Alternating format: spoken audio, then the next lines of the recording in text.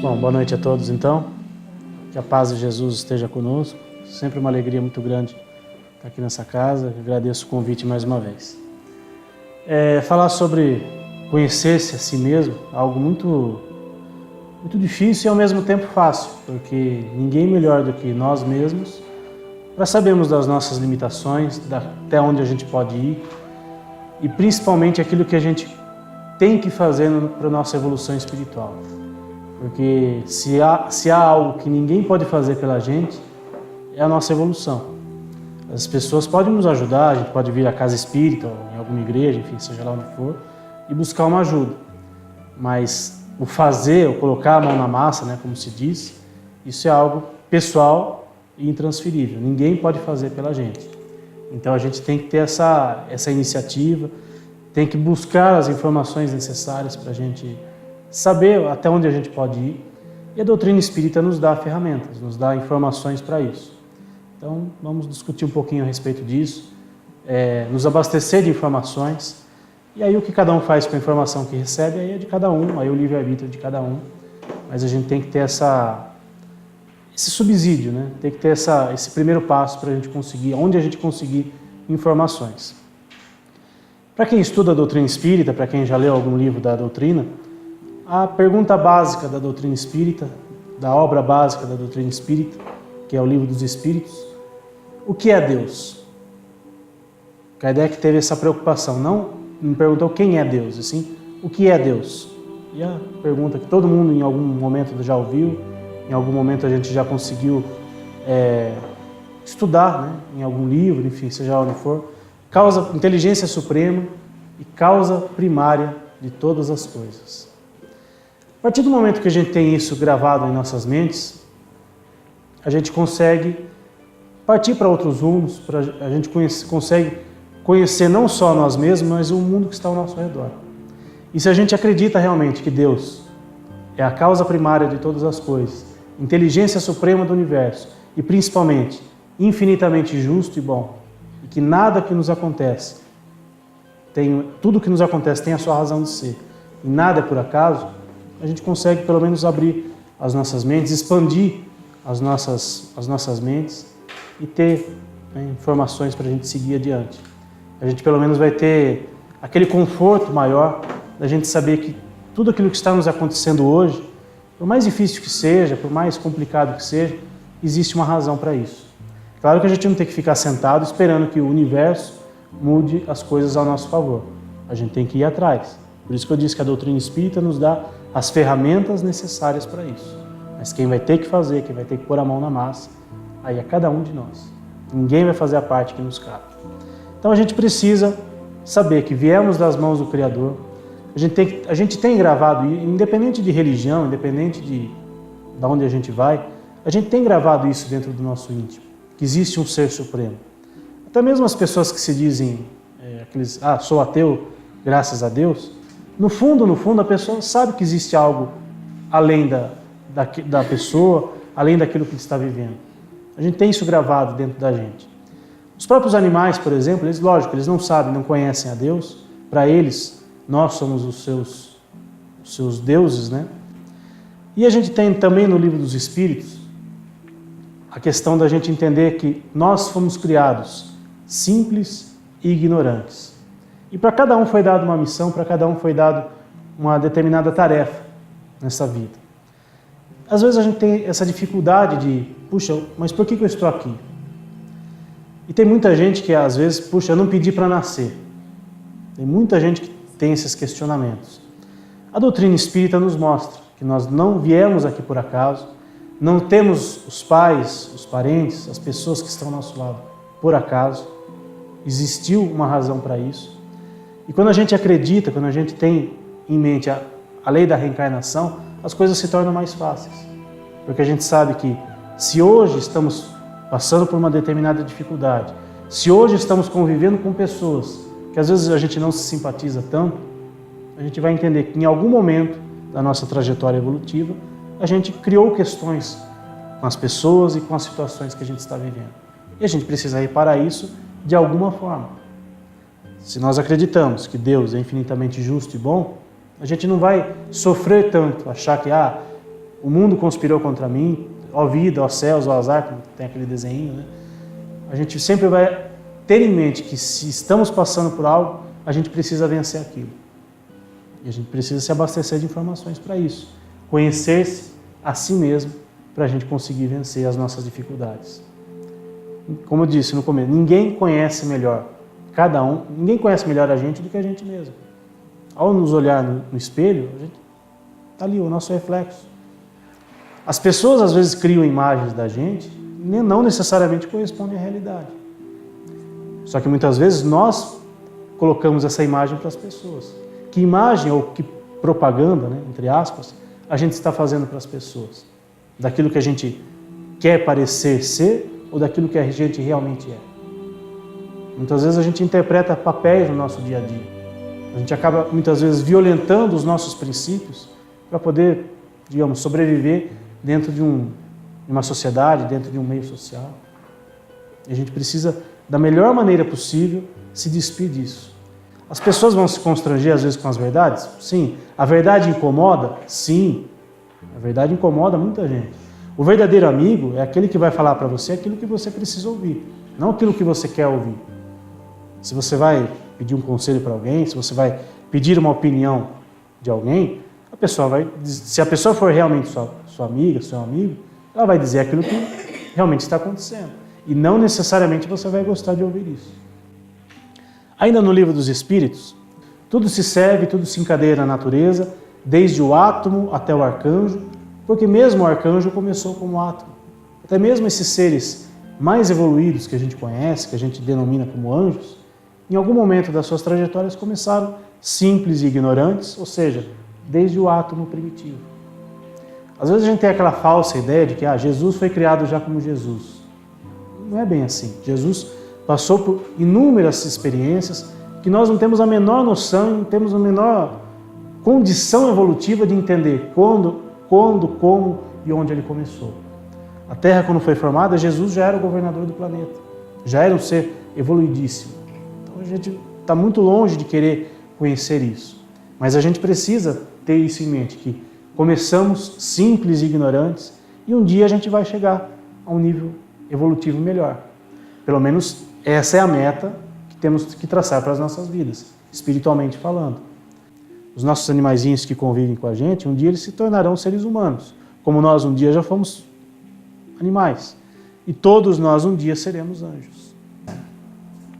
Então passamos por diversos estágios evolutivos e tem uma passagem do livro do Leon Denis, chamado O Problema do Ser, do Destino e da Dor, que resume bem essa questão evolutiva. Na planta, a inteligência dormita, no animal sonha e no homem acorda, conhece-se, possui-se e torna-se consciente. Então, até chegarmos a esse estágio evolutivo aqui de humanidade, quantas e quantas situações nós já passamos. E é quando chegamos na fase de humanidade, é que a gente tem a oportunidade de realmente se conhecer.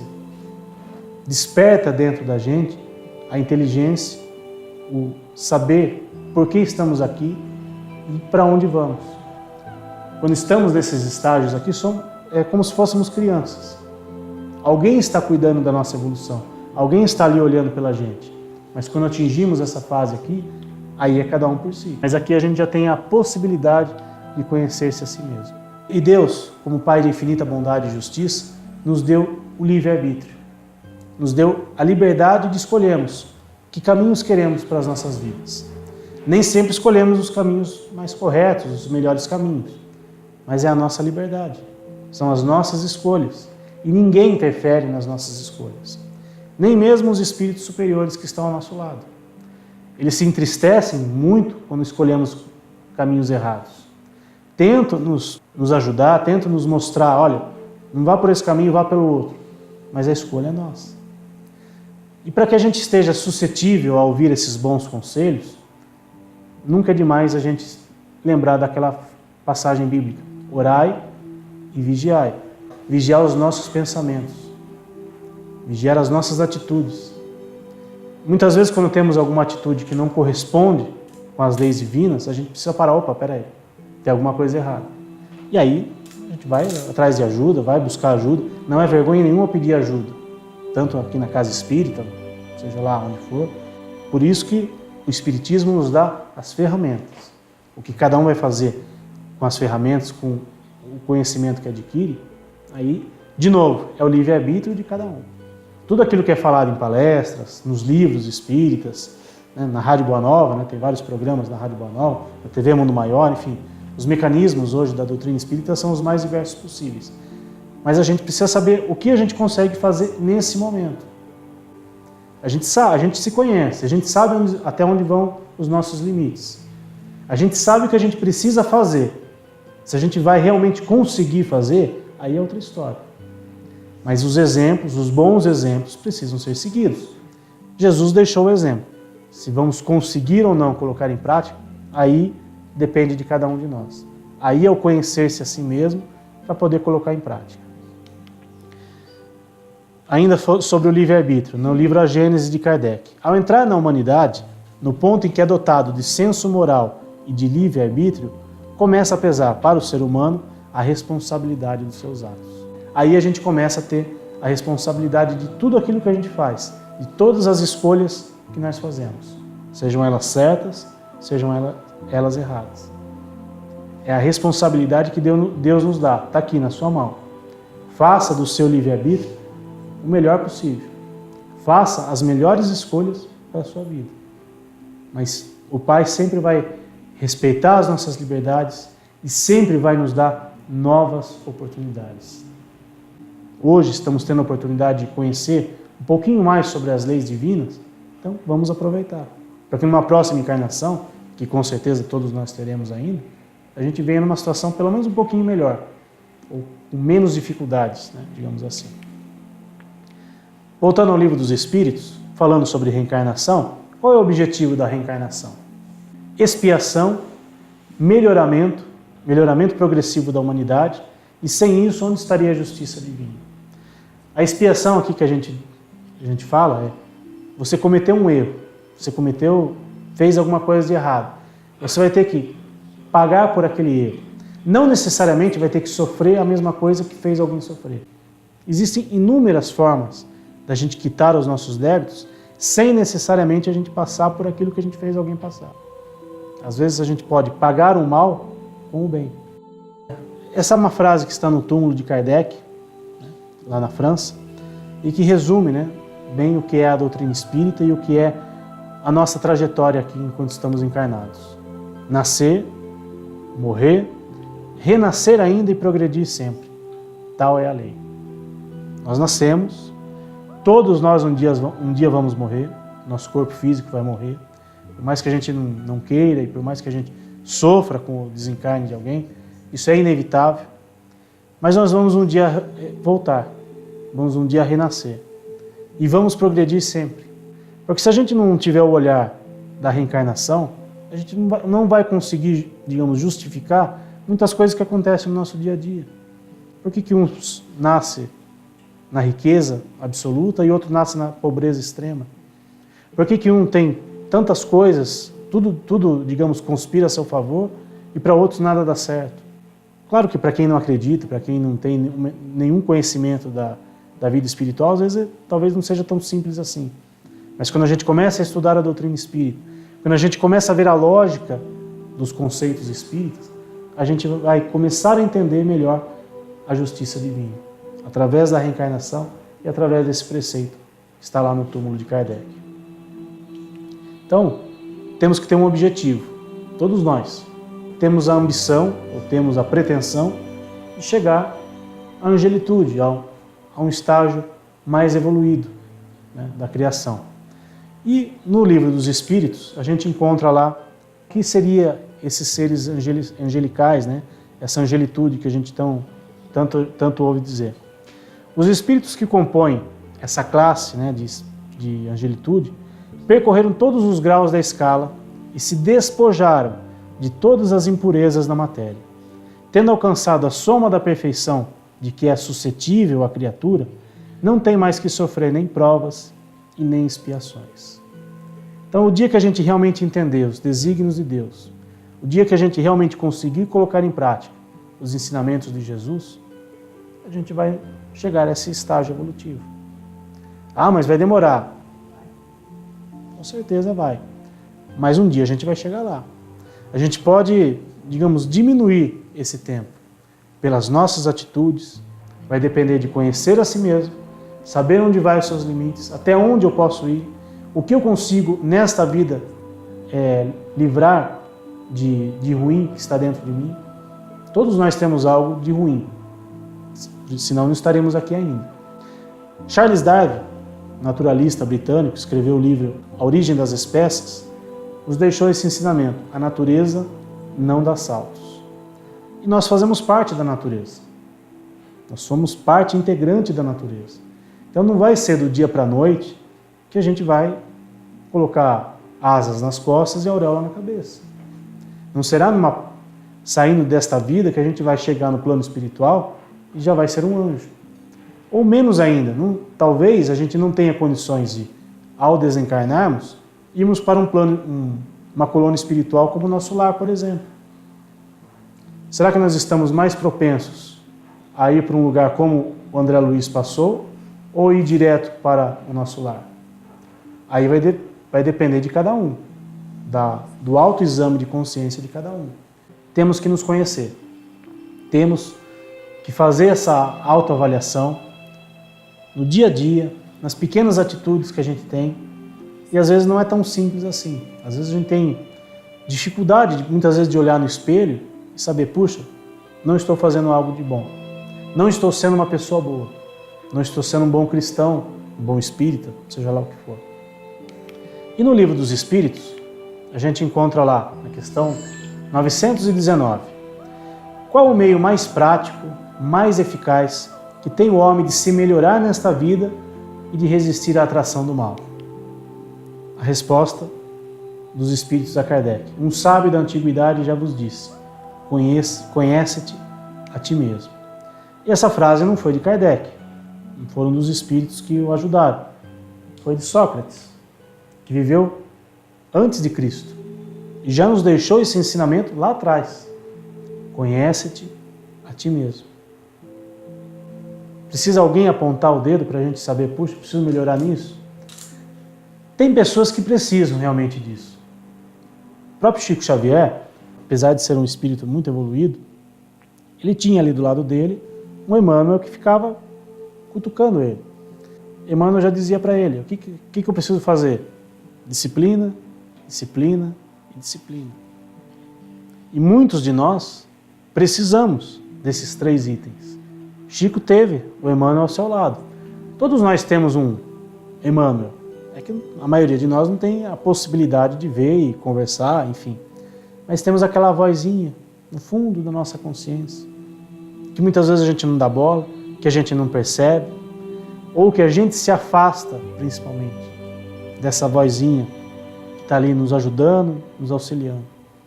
E se a gente se afasta dessa vozinha que está nos auxiliando, a gente vai dar brecha a uma outra vozinha que vai querer nos influenciar em algo ruim. Então a gente tem um anjinho e um capetinha do nosso lado? Não. Mas se a gente não agir de forma coerente, a gente pode atrair, sim, espíritos menos evoluídos que vão querer nos atrapalhar. Saber das nossas limitações e dar um passo adiante, para que a gente não fique naquela mesmice. Santo Agostinho foi uma pessoa muito importante dentro da codificação espírita, e ele nos deixou um ensinamento uma receita de bolo, né, como se diz, que está lá contida no Livro dos Espíritos, na questão 919A. Fazei o que eu fazia quando vivi na terra. Ao fim de cada dia, interrogava a minha consciência. Passava em revista o que fizera e perguntava a mim mesmo se não faltara algum dever. Se ninguém tinha algum motivo para de mim se queixar. Foi assim que cheguei a me conhecer e a ver o que em mim precisava de reforma. É importante, antes da gente dormir, passar o nosso dia em revista. O que eu fiz? Fui útil a alguém? Fui útil a mim mesmo? Fui útil dentro do meu lar? Se não conseguiu fazer tudo aquilo que você planejava, Se você não conseguiu agir da forma como Jesus espera, ok, já passou. Mas não repita os mesmos erros.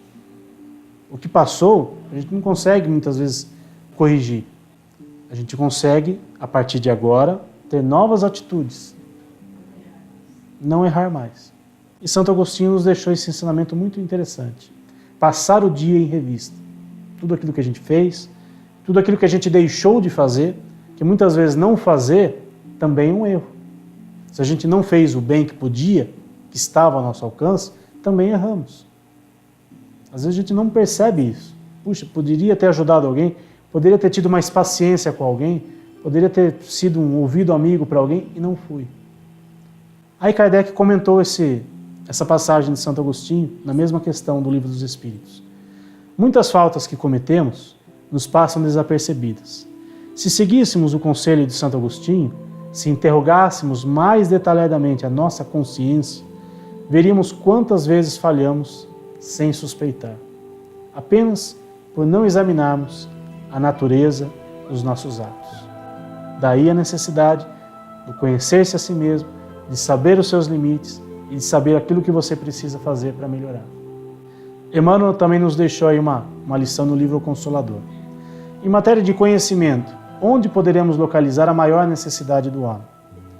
Como nos tempos mais recuados das civilizações mortas, temos de reafirmar que a maior necessidade da criatura humana é ainda o conhecimento de si mesmo. Saber quais são as nossas necessidades reais, ou aquilo que a gente precisa fazer, aquilo que a gente necessita realmente fazer.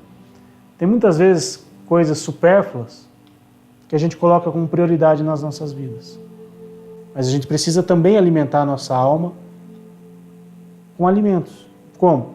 Com a oração, com a dedicação, a pelo menos uma vez por semana, em algum momento da nossa vida, dedicar um dia, um momento para o nosso espírito. Ah, não consigo, sei lá, ir no centro espírita, não consigo ir na igreja. Evangelho no lar.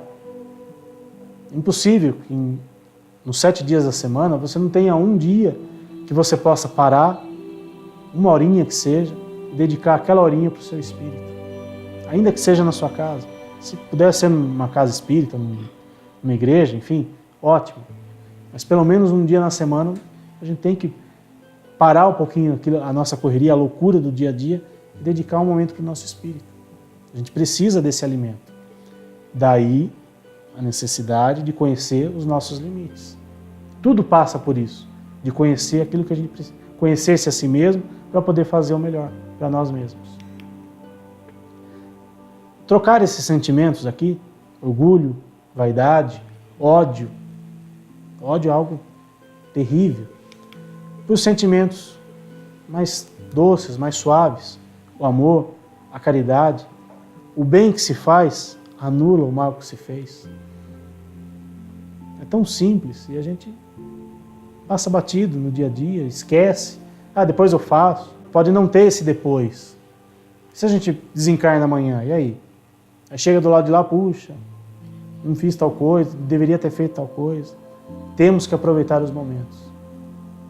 Hoje, agora, não é amanhã, é o hoje e o agora. Por meio das diversas existências corpóreas é que os espíritos vão eliminando pouco a pouco as suas imperfeições. E as provações da vida os fazem adiantar quando bem suportadas, e como expiações, elas apagam as faltas e nos purificam. As nossas existências aqui nesse plano terreno nos dão essas oportunidades de apagarmos o mal que fizemos. Mas para isso a gente precisa fazer o bem, trocar um mal por um bem. E aí cada um vai saber até onde pode ir. Estudai as vossas próprias imperfeições, a fim de se libertar delas, o que será mais útil do que pretendes penetrar no que é impenetrável. Uma questão lá bem no comecinho do Livro dos Espíritos. Jesus também nos deixou, conhece a verdade e ela vos libertará. E para a gente encerrar, ainda com Jesus, que tem que ser o nosso guia e modelo, eu sou o caminho, a verdade e a vida, ninguém vai ao Pai senão por mim. Ninguém vai conseguir a sua evolução espiritual se não conseguir, em algum momento da sua trajetória, seguir os ensinamentos de Jesus. O nosso guia e modelo está aí para a gente seguir. Então, eu agradeço imensamente a todos pela paciência de me ouvir na noite de hoje. Esses ensinamentos servem, espero que sirvam para algum de vocês, serve muito para mim, porque é muito difícil a gente conhecer as nossas imperfeições, as nossas dificuldades.